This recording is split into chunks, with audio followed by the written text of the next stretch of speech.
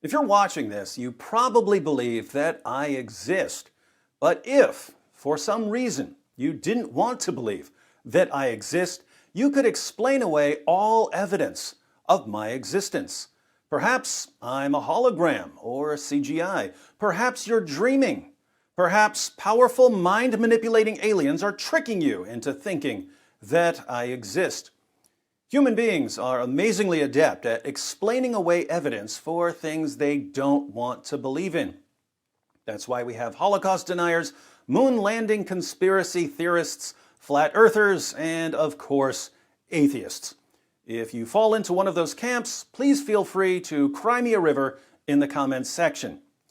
Religion is an emotionally charged topic for many people, and when it comes to religion, no one is as emotional as the people who are often described as the new atheists. Since emotion can cloud our judgment, it's become increasingly common to find these atheistic lumps of outrage trolling social media platforms, claiming that Jesus never existed. Now, it's one thing to be skeptical of Jesus' virgin birth or his resurrection from the dead, but to be skeptical of his existence? To think that Christianity took off in the first century without an actual person named Jesus to set things in motion? To be so angry at Jesus because your parents made you go to church when you were a kid that you become a reality-denying hyper-skeptic who spends all his time posting, "I just don't find the evidence convincing," on Facebook? A Jesus myther might just as reasonably throw himself on the floor of the checkout aisle at Walmart because his mommy wouldn't buy him a pack of Skittles. But don't take my word for it. I asked Dr. Mike Licona, Dr. Gary Habermas, and Dr. William Lane Craig what they think about Jesus mythers. Every once in a while, some people will propose that Jesus never existed. It lasts for a little while and then it goes away. That Jesus did exist is very well attested in the historical literature. It is mentioned by a number of non-Christian sources. For example, Jesus is mentioned by Josephus. Tacitus mentions Jesus. Lucian of Samosata mentions him. Marabar Serapion mentions Jesus. The Talmud mentions him. Josephus mentions the martyrdom of James, the brother of Jesus, who was called the Christ. Again, it's very difficult to have someone who's a brother of someone who did not exist. In addition, we have a number of Christian sources who mention Jesus. We have multiple independent sources with the Gospels. You have Paul, the letters of Paul. You have the book of Hebrews. You have other New Testament literature. These are multiple independent sources, and although they're a Christian, you just can't discount them because they're Christian. Well, definitely, I think Jesus existed. But if I were going to give just a kind of a general kind of response, I'd say big picture, little picture. Big picture, from about 1990 with the work of Richard Burridge on the Gospels, and the predominant view in New Testament study today being that the Gospels are in the genre of Greco-Roman bios or biography. That doesn't mean there can't be anything in there that, it doesn't mean the Greeks and Romans don't tell funny little tales sometimes, but it makes the genre is not a fantasy genre. It's a potentially historical genre. So big picture is, with the Gospels, we've got the right data. Specific picture, you're going to have to zero in on the small cases, the so-called red letter words, and some of the key events in Jesus' life. You're going to have to zero in on them and say, all right, did this healing take place? Why? Did this exorcism take place? Why? Did he die on the cross? Why? Was he buried? Where and why? Was he raised from the dead? Who saw him? And what happened to the early church after the resurrection? All those are specific questions for which we have specific data. So I'd say big picture, right genre. Little picture, yeah, we're able to go in there with tweezers and pick out those individual events. I would say those who think that Jesus of Nazareth never existed are well over 100 years out of date. Like Bart Ehrman says famously, he says, if Jesus was crucified, he existed. And since we know he was crucified, he obviously existed, and all those who say he didn't exist are just wrong. Historians today regard the existence of Jesus as a done deal. It's indisputable.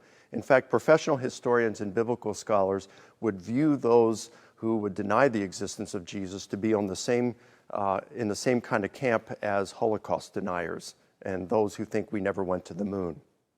See, I told you. But there's an additional perspective that's often missing from discussions of the historical evidence for Jesus' existence. Historians mention Josephus and the Talmud as references, but there's a larger Jewish history to consider. The early Christians, many of whom were Jewish, accused the Jewish leaders of conspiring to hand Jesus over to the Romans for crucifixion. Can you imagine these early Christians pointing a finger at the Jewish leaders for their role in Jesus' execution if the Jewish leaders had no idea what Christians were talking about because Jesus was a mythical figure? Wouldn't we expect the classic Jewish response to Christianity to be something like, "What are you Christians talking about? We've never heard of this Jesus." And yet, that's just never been the Jewish response. Here's Dr. Michael Brown on the Jewish perspective. Well, of course he existed. That's really not in dispute.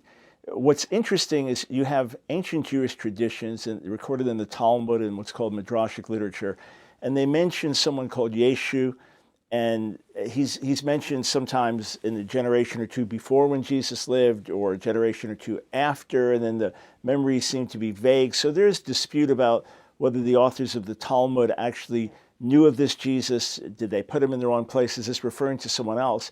But as you go further on in Jewish history, when you get to Moses Maimonides in the 12th century, he just plainly talks about Jesus being given over to be killed and so on, and why Jews don't follow him.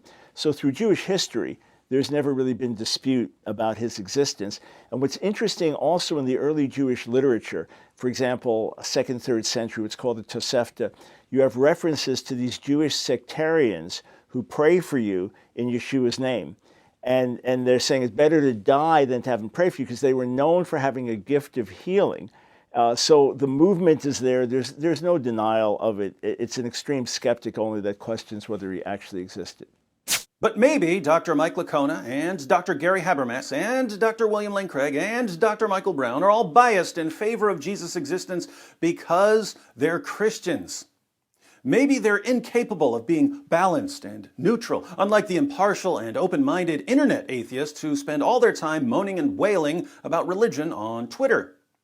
Well, let's see what Dr. Bart Ehrman says when a Jesus myther tries to educate him. I know in the crowds you all run around with, it's commonly thought that Jesus did not exist. Let me tell you, once you get outside of your conclave, there's nobody this is not even an issue for scholars of antiquity. It is not an issue for scholars. There is no scholar in any college or university in the Western world who teaches classics, ancient history, New Testament, early Christianity, any related field who doubts that Jesus existed. Don't you just love that condescending tone? I know that in that little wheel of delusion you guys are running on, it's common to deny Jesus' existence. But once you get off that wheel, no one agrees with you. But why, Dr. Ehrman? Why is there a consensus on Jesus' existence? The reason for thinking Jesus existed is because he is abundantly attested in early sources. That's why. And I give the details in my book. Early and independent sources indicate that certainly that Jesus existed. One author that we know about knew Jesus' brother and knew Jesus' closest disciple, Peter. He's an eyewitness to both Jesus' closest disciple and his brother. That sounds exactly like what Christian scholars say. But if experts across the board, conservative Christian scholars, liberal Christian scholars, atheist scholars, agnostic scholars, Jewish scholars, if experts across the board agree that Jesus' existence is not in dispute, what should we think of the atheists who tell us that, based on their careful research on YouTube, they've concluded that Jesus never existed? I think that atheists have done themselves a disservice by jumping on the bandwagon of mythicism, because, frankly, it makes you look foolish to the outside world. If that's what you're going to believe, you just look foolish. You are much better off going with historical evidence and arguing historically. Someone call the burn unit. At the scholarly level, Jesus mythers are as rare as they are angry and biased. But since the internet is home to every insane theory under the sun, you're bound to run into Jesus mythers on various websites and platforms.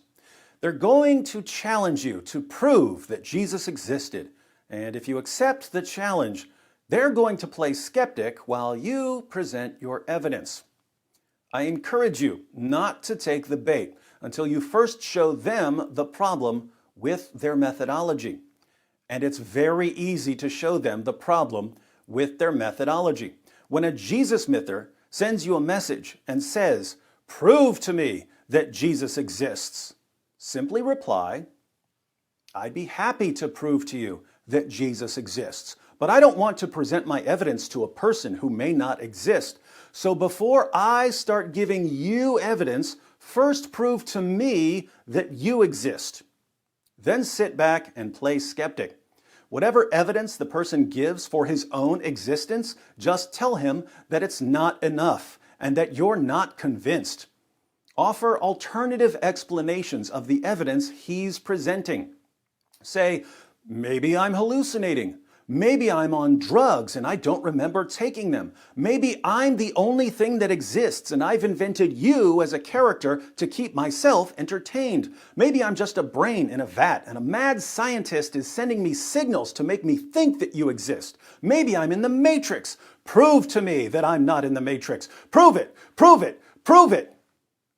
Once your atheist friend fails miserably, once he realizes that when you adopt his methodology, he can't even convince you of his own existence, perhaps he'll start looking for a better methodology. And once he adopts a better methodology, you'll have no problem convincing him that Jesus existed, because only a complete fool would reject the existence of Jesus of Nazareth. I encourage you not to take the bait until you first show them the problem with their methodology. And it's very easy to show them the problem with their methodology.